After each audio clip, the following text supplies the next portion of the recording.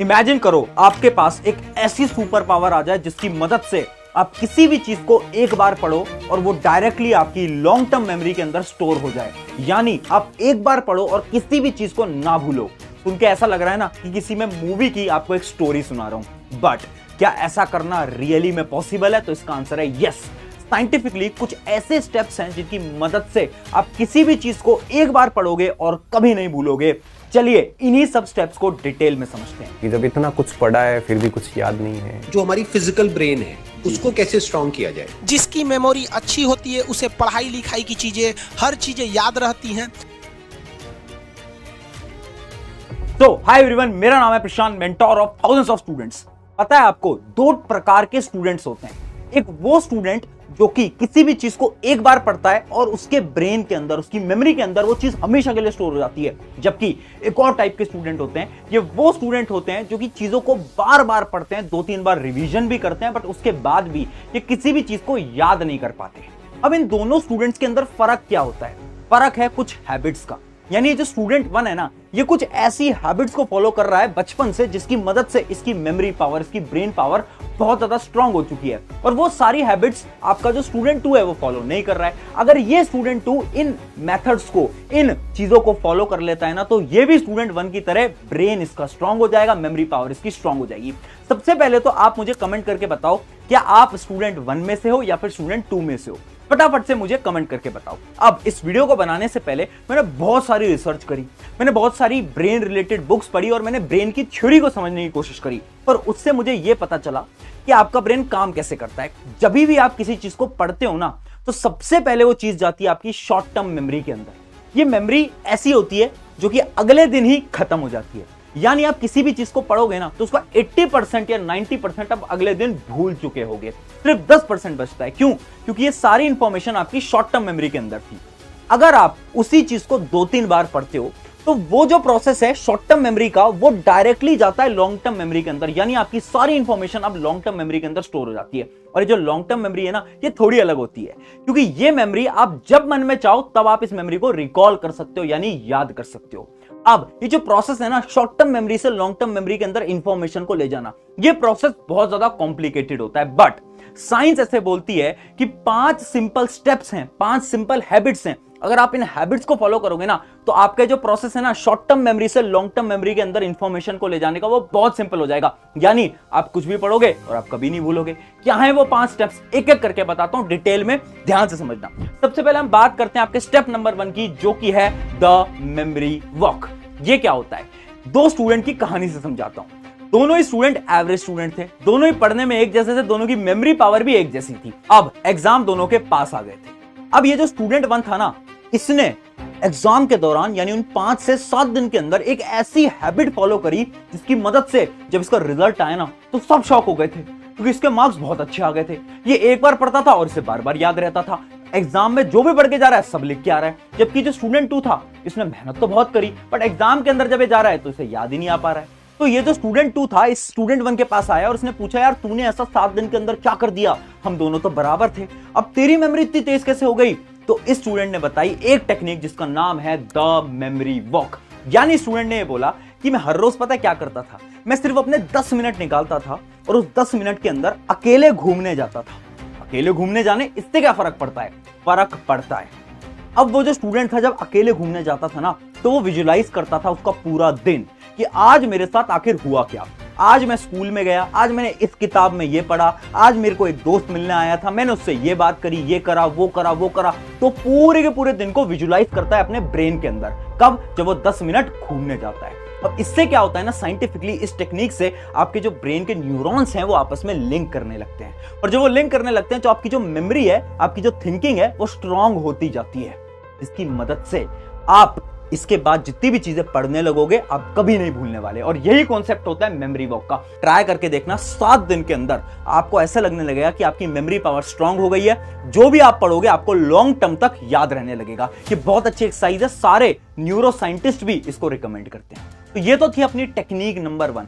अब बढ़ते हैं हमारे स्टेप नंबर 2 की तरफ। स्टेप नंबर 2 है द थीटा वेव्स। अब ये थीटा वेव्स क्या होती हैं और इनसे हम कैसे अपनी ब्रेन पावर, अपनी मेमोरी पावर को स्ट्रॉन्ग कर सकते हैं? एक सिंपल सा कॉन्सेप्ट है, थोड़ा कॉम्प्लेक्स भी है, बट आपको मैं आसान भाषा में समझाने की कोशिश करता हूं। देखो, थीटा वेव्स कुछ ऐसी वेव्स होती है ना जो कि आपकी ब्रेन से जनरेट होती हैं। ये वो वेव्स हैं जो कि आपका ब्रेन जनरेट करता है जब आप सोने जा रहे होते हो। आपने देखा जब आप सोने जाते हो तो आपके दिमाग से कुछ कुछ सिग्नल्स आते हैं, आपके दिमाग में बहुत सारे थॉट्स आने लगते हैं। वही जो सारी वेव्स हैं उन्हीं को हम बोलते हैं क्या, थीटा वेव्स। अभी जो थीटा वेव्स है ना, इनका डायरेक्टली रिलेशन होता है आपकी मेमोरी पावर, आपकी क्रिएटिविटी से। यानी अगर इन थीटा वेव्स को तुमने पकड़ लिया, इसकी मदद से तुम अपनी मेमोरी भी इंक्रीज कर सकते हो और क्या कर सकते हो, अपनी ब्रेन पावर और अपनी क्रिएटिविटी भी इंक्रीज कर सकते हो। अब आपको करना क्या है, इमेजिन करो आप कभी भी थक गए हो या फिर आपको ऐसा लग रहा है कि यार मेरे दिमाग के अंदर बहुत सारी इंफॉर्मेशन भर चुकी है, मेरा पढ़ने का मन नहीं कर रहा है, मेरे दिमाग के अंदर कोई भी इंफॉर्मेशन स्टोर नहीं हो रही है। तुम्हें क्या करना है, सिर्फ 10 से 15 मिनट का ब्रेक लेना है। उस ब्रेक के अंदर ईयरफोन लगाने, यूट्यूब पे जाना है, सर्च करना है थीटा वेव्स। थीटा वेव्स का एक साउंड होता है, वो साउंड तुम्हें सिर्फ 10 से 15 मिनट सुन लेना है। जब तुम उसे सुनोगे ना तो उससे क्या होगा, आपके ब्रेन से भी थीटा वेव्स आती हैं और वो साउंड से भी आपके ब्रेन के अंदर थीटा वेव्स आएंगी और उस फ्रीक्वेंसी के मैच हो जाने की मदद से आपका जो ब्रेन होगा वो मात्र 10 से 15 मिनट के अंदर एकदम रिलैक्स हो जाएगा। और जब ये रिलैक्स होगा ना तो आप 10-15 मिनट के बाद जब वापस पढ़ने जाओगे ना तो आप देखोगे कि अब आप चीजों को अच्छी तरीके से याद कर पा रहे हो, आपकी मेमोरी पावर अच्छी हो गई है और आपको जो फीलिंग आ रही थी ना कि कुछ भी याद नहीं आ पा रहा है, वो फीलिंग आपके अंदर से खत्म हो जाएगी। मैं सच बता रहा हूं, ये आपकी मदद करने वाला है। बहुत अच्छी टेक्निक है, बहुत सारे न्यूरो साइंटिस्ट भी रिकमेंड करते हैं और बहुत सारे लोग क्योंकि इसे फॉलो करते हैं वो भी रिकमेंड करते हैं। बहुत सारी किताबों के अंदर भी इसका जिक्र है। अब बढ़ते हैं हमारी 3rd नंबर की टेक्निक की तरफ। 3rd नंबर की टेक्निक है द लर्निंग मेथड। देखो, अगर मैं तुमसे ये बोलूं तुम्हारी मेमोरी डिपेंड करती है कि तुम पढ़ कैसे रहे हो, यानी तुम क्या पढ़ रहे हो उससे फर्क नहीं पड़ता, तुम कैसे पढ़ रहे हो उससे बहुत फर्क पड़ता है। अगर आपने सही पढ़ने के तरीके सीख लिए ना तो कभी भी ये जो आपकी प्रॉब्लम है ना भूलने वाली, ये कभी नहीं आएगी।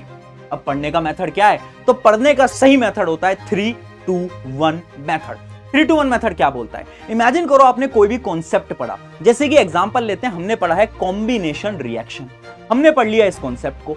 अब आपको स्ट्रैटेजी को फॉलो करना है जो कि 3-2-1, यानी 3 चीजें जो कि आपको इस कॉन्सेप्ट से सीखने को मिली। अब कॉम्बिनेशन रिएक्शन क्या होती है उस पर आपको सोचना है, 3 पॉइंटर, बस सोचना है, लिखना नहीं है। आपको 3 चीजें क्या सीखने मिली, पहले वो सोचो। फिर 2 यानी क्या होता है, आप उसके 2 एग्जाम्पल दो, यानी कॉम्बिनेशन रिएक्शन के आप 2 एग्जाम्पल दे दो। और 1 यानी एक क्वेश्चन फ्रेम करो, खुद से एक क्वेश्चन बनाओ उस कॉम्बिनेशन रिएक्शन का।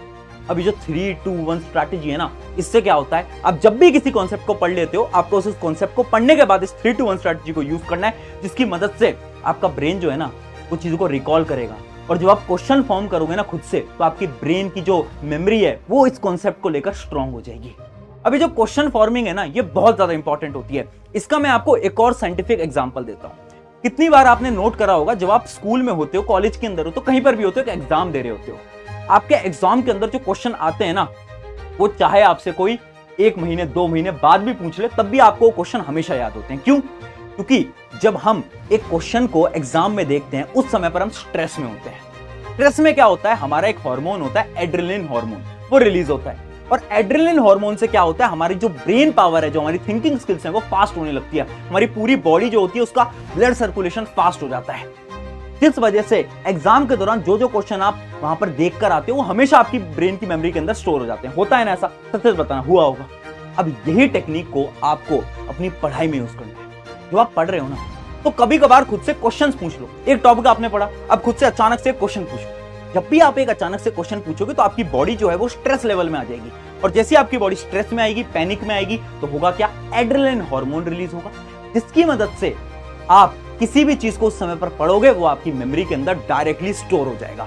तो जो एड्रेनलिन वाला सोल्यूशन है ना, बहुत अच्छा होता है, आप भी फॉलो करके देखना। बस आपको लर्निंग स्किल्स के अंदर इसी स्ट्रेटेजी को फॉलो करना है। अब बढ़ते हैं हमारे 4th स्टेप की तरफ। 4th स्टेप का नाम है द ब्रेन फूड, यानी क्या कुछ ऐसे खाने हैं जिनको खाने की मदद से हम हमारे ब्रेन को शार्प बना सकते हैं, क्या मेमोरी को शार्प बना सकते हैं। अच्छा एक बात बताओ, तुमने बचपन से तो सुना होगा, तुम्हारे मम्मी पापा बोलते होंगे बादाम खाया करो एग्जाम में जाने से पहले, तो क्या सच में बादाम कुछ काम करता है? तो इसका आंसर है यस। आपका बादाम हो गया या फिर आपकी डार्क चॉकलेट्स हो गई, ये आपकी ब्रेन की मेमोरी को इंक्रीज करता है। अब शॉकिंगली आखिर ये काम कैसे करता है, तो इसके ऊपर बहुत सारी साइंटिफिक रिसर्च हुई और ये पता चला ये जो आपके नट्स होते हैं इनके अंदर होता है विटामिन ई। अभी जो विटामिन ई होता है ना, ये बहुत मदद करता है आपकी बॉडी की। उसके साथ साथ इसके अंदर कुछ एंटीऑक्सीडेंट एजेंट्स होते हैं जो कि आपके ब्लड सर्कुलेशन के फ्लो को इंक्रीज करते हैं, आपके न्यूरोट्रांसमीटर्स को एक्टिव करते हैं। मुझे पता है बहुत भारी बातें समझ नहीं आ रही होंगी, आसान भाषा में समझाता हूं कि आपका जो मेमोरी होती है ना आपके ब्रेन तक, वो न्यूरॉन की मदद से पहुंचती है और इनके बीच को जो लिंक करता है, इन इंफॉर्मेशन को जो लिंक करता है, उसको अपन बोलते हैं न्यूरोट्रांसमीटर।